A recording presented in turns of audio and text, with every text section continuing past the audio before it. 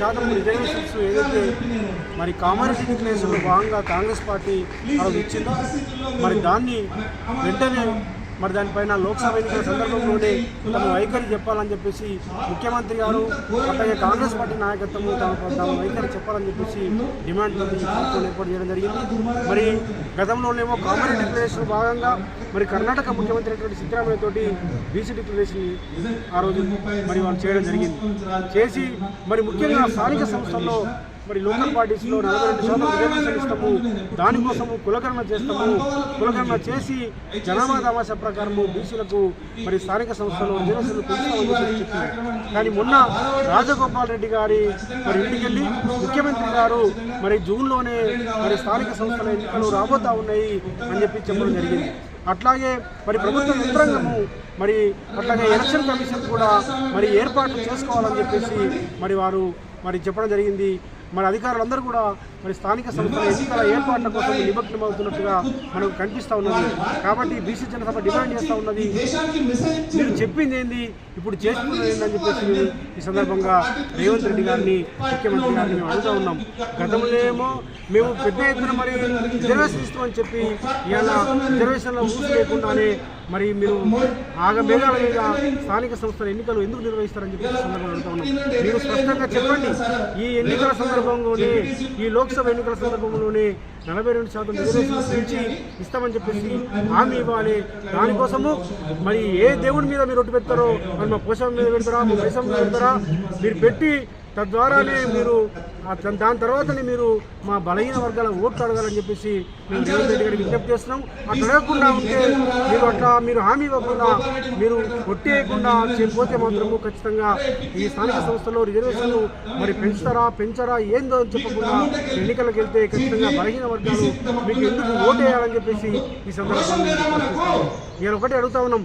మీరు లక్ష కోట్ల రూపాయల బడ్జెట్ మేము ప్రవేశపెట్టాలని చెప్పిండ్రు. 5 సంవత్సరాలకు గాను 1,00,000 కోట్ల బడ్జెట్ ఇస్తామని చెప్పిండ్రు. మొదటి అసెంబ్లీ సెషన్లోనే మరి బీసీ సప్లాను ఏర్పాటు చేసి చట్టబద్ధంగా ప్రతి సంవత్సరము 20,000 కోట్ల రూపాయలు బీసీల అభివృద్ధి కోసం ఏర్పాటు చేస్తున్నారు. అట్లాగే బీసీ మంత్రిత్వ శాఖని మేము ఏర్పాటు చేస్తాము, మరి ఎవరికి మరి ఎంబీసీల కోసము బీసీ మంత్రిత్వ శాఖను ఏర్పాటు చేస్తామని చెప్పేసి చెప్పడం జరిగింది. కానీ ఇలా అట్లాంటి ప్రయత్నము ఏది కనిపించట్లేదు. సామాజిక న్యాయం కొరబడింది. అందుకోసమే మీకు రాహుల్ గాంధీ గారేమో సామాజిక న్యాయం గురించి మాట్లాడుతారు, రాహుల్ గాంధీ గారేమో ఎవరెంత ఉన్నారో అంత వాటా అని చెప్పేసి మాట్లాడతారు, రాహుల్ గాంధీ గారేమో కులగణన చేస్తామని చెప్పేసి మాట్లాడతారు. మరి మీరేమో దానికి విరుద్ధంగా రాహుల్ గాంధీ చెప్పినటువంటి మాటలకు విరుద్ధంగా మీరు ఇక్కడ చేతులు కనిపిస్తున్నాయి. మొన్నటికి మొన్న 4 నెలలకు ముందు మీరు మాట్లాడింది ఏంది, ఈరోజు లోక్సభ ఎన్నికల సందర్భంగా మీరు చెప్తున్నది ఏంది, రేపు ఈ ఎన్నికల తర్వాత మీరు దాటేసే పద్ధతిలో మీరు ఇలా వ్యవహరిస్తూ ఉన్నారు. కాబట్టి మీరు స్పష్టమైనటువంటి వైఖరిని చెప్పాలని చెప్పేసి మేము రేవంత్ రెడ్డి గారికి డిమాండ్ చేస్తాను. లేకపోతే బలహీన వర్గాలు పెద్ద ఎత్తున మీపైన పోరాటం చేయడానికి సిద్ధంగా ఉన్నారు. మీరు కనుక రేపు లోక్సభ ఎన్నికల తర్వాత ఆగమేఘాల మీద మరి స్థానిక సంస్థల ఎన్నికలు నిర్వహిస్తామని చెప్పేసి అంటే మాత్రము ఇలా తెలంగాణ బీసీ జనసభ కానీ మరి బీసీ సంఘాలు కానీ బీసీ ప్రజలు కానీ పెద్ద ఎత్తున ఉద్యమిస్తారు. తస్మాత్ జాగ్రత్త అని చెప్పేసి హెచ్చరిస్తాము.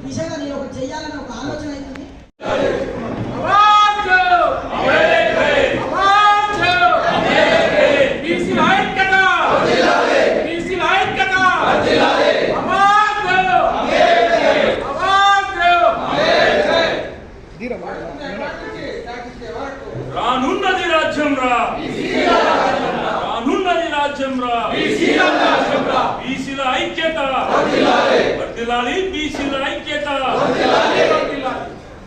జై బీసీ, జై బీసీ. పోరాటం చేస్తున్నటువంటి మన మిత్రుడు మనందరి ఆశాజ్యోతి రాజారాం యాదవ్ గారు ఈరోజు ఇక్కడ మనందరి సమక్షంలో ఏర్పాటు చేసినటువంటి ఈ రౌండ్ టేబుల్ సమావేశానికి ఇచ్చేసినటువంటి ప్రతి మిత్రుడికి, పెద్దలకు, అన్ని కుల సంఘాలు, విద్యార్థి నాయకులకు, అదేవిధంగా యువకులకు, జర్నలిస్టులకు ప్రతి ఒక్కరికి కూడా పేరు పేరున ఆత్మీయంగా నమస్కారం తెలియజేస్తున్నాం. మిత్రులారా, ఈరోజు మనం ఎన్నికల సమావేశంలో మనందరూ కూడా ప్రత్యేకంగా చెప్పాల్సిన అవసరం లేదు. ఏదైతే జనాభాలో అత్యధిక శాతం ఉన్నటువంటి బీసీలకు అలవి గాని హామీలు ఇచ్చి ఈరోజు కాంగ్రెస్ ప్రభుత్వం అధికారంలోకి వచ్చింది. అధికారంలోకి వచ్చిన తర్వాత వాళ్ళు ఇచ్చినటువంటి హామీలను విస్మరించేటటువంటి ప్రయత్నం చేస్తూ ఉన్నారు.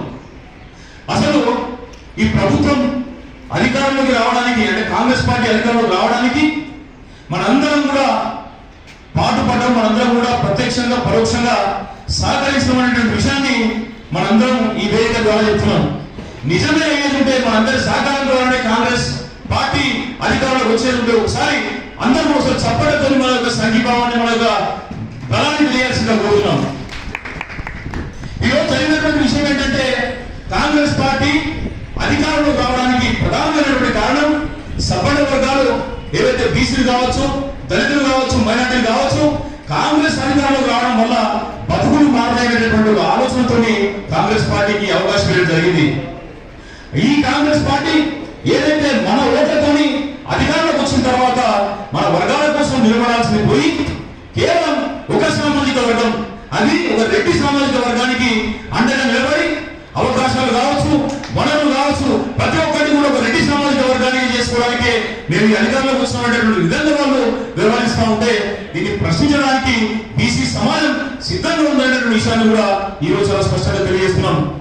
మేము ఏం చేసుకుని నడుస్తుంది, మేము ఎప్పుడైనా నిర్ణయాలు తీసుకుని నడుస్తుంది, మీకు ఇచ్చినటువంటి హామీలను తుంగలో ఒకేలా నడుస్తుంది అనేటువంటి విధంగా ఈ రోజు ప్రభుత్వం కొనసాగుతూ ఉన్నది.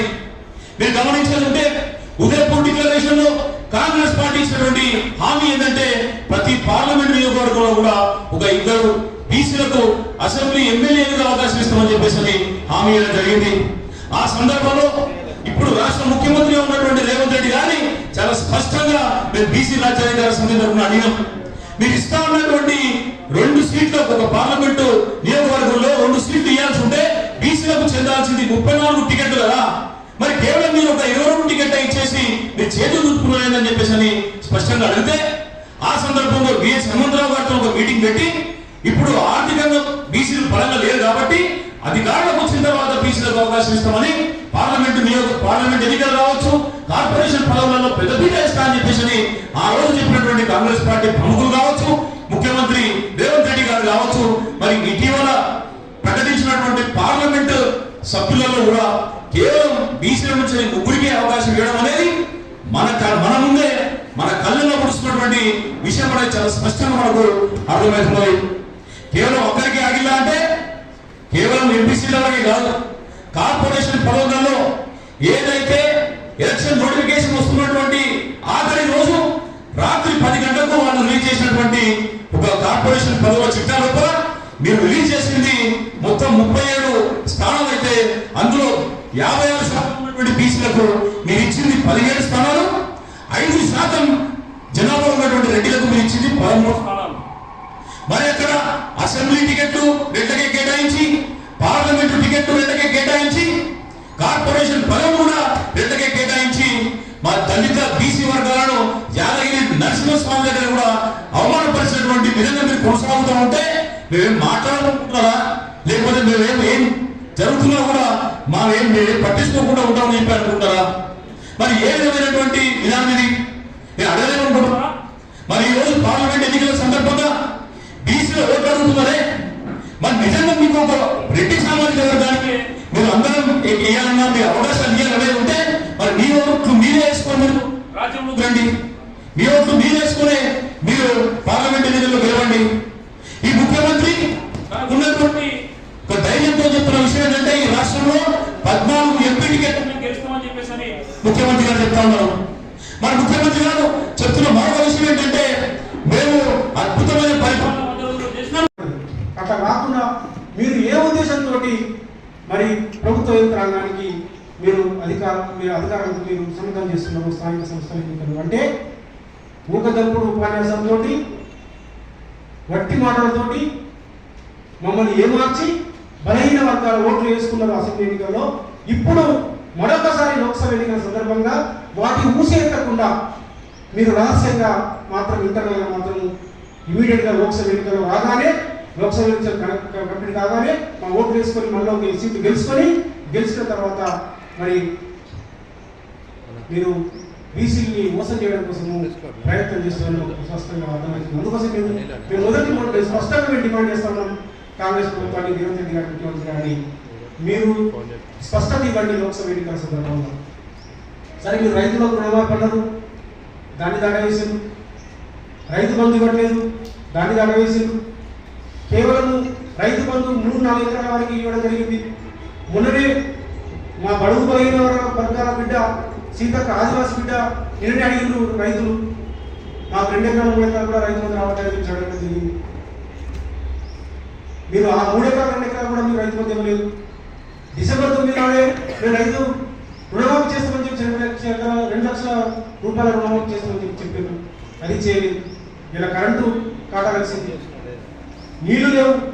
కాళేశ్వరం ప్రాజెక్టు బూచి పెట్టి మేడిగడ్డ దగ్గర చిన్న సంఘటనని మరి దాన్ని రిపేర్ చేయకుండా కాపర్ డ్యామ్ పెట్టి మీరు అక్కడ నుంచి నీళ్లు తీసుకునే అవకాశం ఉన్నప్పటికీ మీరు తీసుకోకుండా, పంపు చేసి నీళ్ళు తీసుకునే అవకాశం ఉన్నప్పటికీ తీసుకోకుండా మిగ్మానగర్ కానీ మిగతా ప్రాజెక్టు కానీ నింపి, ఎలక్ట్రిక్ కానీ నింపి, తద్వారా మొత్తం ఉత్తర తెలంగాణ శ్రీరామసాగర్ వరకు, నిజాం సాగర్, సింగూరు ఈ ప్రాంతం అంతా కూడా మరి నిజామాబాద్, మెదక్, ఆదిలాబాద్, కరీంనగర్, వరంగల్ ప్రాంతం అంతా ఉత్తర తెలంగాణ ప్రాంతం వెళ్ళిపోయింది.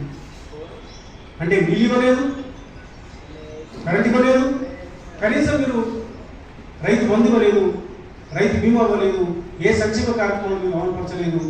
అట్లాగే మరి మొత్తం రైతాంగం ఎవరు చేయాలి తెలంగాణ ప్రాంతంలో? రైతాంగం అంతా బడుగు బలైన వర్గాలు ఉన్నారు.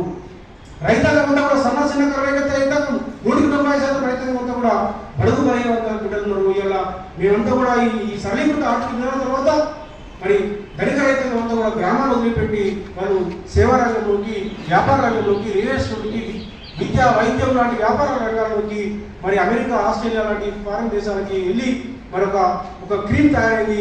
ధనిక రైతాంగం అంతా బయటకు వెళ్ళింది. ఇలా గ్రామంలో వ్యవసాయం ఎవరు చేస్తున్నారు? గ్రామంలో వ్యవసాయం పేద సమాజ రైతులు, దళితులు, ఆదివాసులు, ఇలా బడుగు బలహీన వర్గాలకు సంబంధించిన రైతాంగం, అట్లాగే అక్కడ ఉన్న పేదలు, మరి ఎటువంటి ఆధారం లేని, ఎటువంటి అవకాశం లేనటువంటి, స్కిల్ లేనటువంటి అందరూ కూడా ఇలా గ్రామంలో కులాలకు అతీతంగా ఉన్న పేదలందరూ కూడా ఉన్నారు. అట్లాంటి వాళ్ళందరూ మీరు ఏమార్చింది. అట్లాగే వారు ఎట్లయితే ఏమార్చిండ్రు ఇలా తెలంగాణ ప్రాంతంలో మరి అనేక రంగాలు ఉన్నటువంటి బలహీన వర్గాలకి ఆర్థికంగా దెబ్బతీస్తున్నారు, వ్యవసాయ రంగాన్ని దెబ్బతీస్తున్నారు, కరెంట్ లేని పరిస్థితి. అట్లాగే మీరు ఏదో సాధికారత కోసం ఇచ్చినటువంటి మీ రాజకీయ అంశం ఏదో డిమాండ్ను బలహీన వర్గాలకి సాధికారత రావాల్సిన అవసరం ఉంది. బలహీన వర్గాలకి మీరు స్థానిక సంస్థలో రిజర్వేషన్ ఇస్తామని చెప్పారు, మరి చెప్పి దాన్ని దాటవేసే పరిస్థితి కనిపిస్తుంది. ఇంకొక డిమాండ్ మీరు ఇంకొకటి ఏం చెప్పారు? నిధులకు సంబంధించి మాకు కామారెడ్డి బీసీ డిక్లరేషనే మాకు బైబిల్. బీసీ సంఘాలకి కామారెడ్డి డిక్లరేషనే బైబిల్, మాకు కామారెడ్డి డిక్లరేషనే మాకు భగవద్గీత, కామారెడ్డి డిక్లరేషనే మాకు భగవద్గీత, కామారెడ్డి డిక్లరేషనే మాకు ఖురాన్. మీరు కూడా చాలా సందర్భాలు చెప్పారు రేవంత్ రెడ్డి గారు, మీరు కూడా చాలా సందర్భాలు చెప్పారు. గతంలో మీరు ప్రతిపక్ష నాయకుడు ఉన్నప్పుడు మీరు ఇచ్చినటువంటి హామీని మేము అడగాల్సిన అవసరం ఉంది. ప్రజా సంఘంగా, బీసీ సంఘంగా, కుల సంఘంగా ఈ తెలంగాణ ప్రాంతంలో అనేక పోరాటంలో పాల్గొని ఉద్యోగాల్లో భాగస్వామైనటువంటి మేము బలహీన వర్గాలకు అన్యాయం జరుగుతుంటే చూస్తూ ఊరుకునే పరిస్థితి లేదు. మీరందరూ నిధులు ఇస్తామని చెప్పేసి అన్నారు. ఆ నిధులు ముఖ్యంగా మరి సప్లాన్, బీసీ సప్లాన్ మొట్టమొదటి అసెంబ్లీ సమావేశాల్లో, మొదటి అసెంబ్లీ సమావేశంలోనే మేము చట్టబద్ధతో కూడినటువంటి బీసీ సప్లాన్ ద్వారా మరి ప్రతి సంవత్సరం 20,000 కోట్ల రూపాయలు ఇచ్చి 1,00,000 కోట్లు మేము ఇస్తామని చెప్పేసి మీరు చెప్పింది. మొన్నటి అసెంబ్లీ సమావేశం అనేది, మొన్న బడ్జెట్ సమావేశం అయింది. మీరు ఇచ్చింది కేవలం 8,000 కోట్లు బలహీన వర్గాలు బీసీలకు. 20,000 కోట్లు ఇస్తామన్నట్టు మీరు ఇలా కేవలం 8,000 కోట్లు ఇవ్వడం జరిగిందంటే మీరు ఆల్రెడీ బీసీలు మోసం చేసింది. ఆల్రెడీ మొట్టమొదటి అసెంబ్లీ సమావేశాల్లోనే మీరు బీసీలు మోసం చేసిండ్రు. కాబట్టి ఇప్పుడు మరి ఈ లోక్సభ ఎన్నికల సందర్భంలో ఇప్పుడైనా మీరు చెప్పండి, 1,00,000 కోట్ల డబ్బుని మరి సప్లాన్ ద్వారా బలహీన వర్గాలకు ఇస్తారా లేదా? మీరు ఒక విషయాన్ని గమనించాలి. ఏదైతే మీరు బీసీ రిజర్వేషన్ కామారెడ్డిలో ప్రకటించిన విధంగా మీరు కులగణన చేస్తారని చెప్పేసి చెప్పారు. మరి కులగణనకు సంబంధించినటువంటి పూర్తి ఏర్పాట్లు చేయకుండానే జూన్లో మీరు ఎన్నికలు నిర్వహించేటుంటే మా బీసీలకు అవకాశాలు ఎట్లా వస్తాయనేటువంటి దాన్ని మీరు మాకు సమాధానం చెప్పాల్సిన అవసరం ఉంది. అది ఒక్కటే కాదు, మీరు కర్ణాటకలో 2016లో 150 కోట్లతో మొదలుపెట్టినటువంటి ఏదైతే కులగణనకు సంబంధించినటువంటి నిర్ణయం ఇప్పటి వరకు రిపోర్టు బయటపెట్టాలంటే మీరు బీసీ ఉన్నదో చాలా స్పష్టంగా ఉన్నది. మనం ఏం చెప్తున్నాం? నిజంగానే కనుక మీకు బీసీల పట్ల ప్రేమ ఉండేది ఉంటే, బీసీల పట్ల మీకు అభిమానం ఉండేది ఉంటే, మొన్నటిసారి ప్రకటించిన పార్లమెంట్ లిస్ట్ లో బీసీలకు పెద్ద వేయాల్సిందే. మీకు తెలుసు, దాదాపు 8 నుంచి 9 స్థానాలలో బీసీలు చాలా బలంగా ఉన్నటువంటి విషయం కూడా మీకు స్పష్టంగా తెలుసు. మరి బీసీలకు పెద్దపీట వేయకుండా, బీసీలకు అవకాశం ఇవ్వకుండా, బీసీ కులగణన పూర్తి చేయకుండా మీరు స్థానిక సంస్థలలో 42% బీసీలకు రిజర్వేషన్ ఇస్తా అంటే మేము ఏదైనా నమ్మాలని చెప్పేసి మిమ్మల్ని చాలా స్పష్టంగా అడుగుతున్నాం. ఇది ఒకటి కాదు, కేంద్రం లోపల జాతీయ వ్యాప్తంగా ఈ పార్టీకి సంబంధించిన ప్రముఖులు రాహుల్ గాంధీ గారు చెప్తున్నటువంటి న్యాయ సూత్రం ఏంటి? వాళ్ళు చెప్తున్నటువంటి పాంచ్ న్యాయంలో సామాజిక న్యాయం చాలా ముఖ్యమైనటువంటి న్యాయం. మరి అక్కడ రాహుల్ గాంధీ గారు చెప్తున్న సామాజిక న్యాయం ఏంటి? ఈ తెలంగాణ లోపల మీరు అవలంబిస్తున్నటువంటి సామాజిక న్యాయం ఏంటి? మీ దృష్టిలో సామాజిక న్యాయం అంటే రెడ్డిలకు పీట వేయడమే, పెద్ద పీట వేయడమే సామాజిక న్యాయమా? రెడ్డిలకు మంత్రి పదవులు ఎక్కువ అయ్యారనే సామాజిక న్యాయమా? రెడ్డిలకు ఎంపీకి ఎక్కువ కేటాయించడమే సామాజిక న్యాయమా? రెడ్డిలకు కార్పొరేషన్ పదవులు ఇవ్వడమే సామాజిక న్యాయమా? మరి అదే విధంగా సామాజిక న్యాయం అయ్యేంటే రాహుల్ గాంధీ గారు తెలంగాణకు వచ్చి స్పష్టం చేయాల్సిన అవసరం ఉన్నది. మరి మాకేమో సామాజిక న్యాయం అని ఆశ కల్పించి ఓట్లు అందుకోవడానికి ప్రయత్నం చేస్తా ఉన్నాం. ఇప్పుడు మాత్రం సామాజిక న్యాయాన్ని అడ్డం పెట్టి బీసీలకు సంపూర్ణంగా అన్యాయం చేసినటువంటి పరిస్థితి కూడా మీరు తీసుకొస్తా ఉన్నారు. ఇటీవల సిరిసిల్లలో కూడా 5 చేనేత కార్మికులు ఆత్మహత్య చేసుకుంటే వాళ్ళను పట్టించుకొని వాళ్ళు ఆదుకోవాల్సిన ప్రయత్నం చేయకుండా గత ప్రభుత్వం తప్పిన వల్లనే ఈ యొక్క ఆత్మహత్య జరుగుతున్నాయని కూడా బుకాయించినటువంటి ప్రయత్నాలు చేయడం ఏ మేరకు సాయత్వం అని చెప్పేసి ముఖ్యమంత్రి రేవంత్ రెడ్డి గారిని చాలా సూటిగా మేము ప్రశ్నిస్తున్నాం.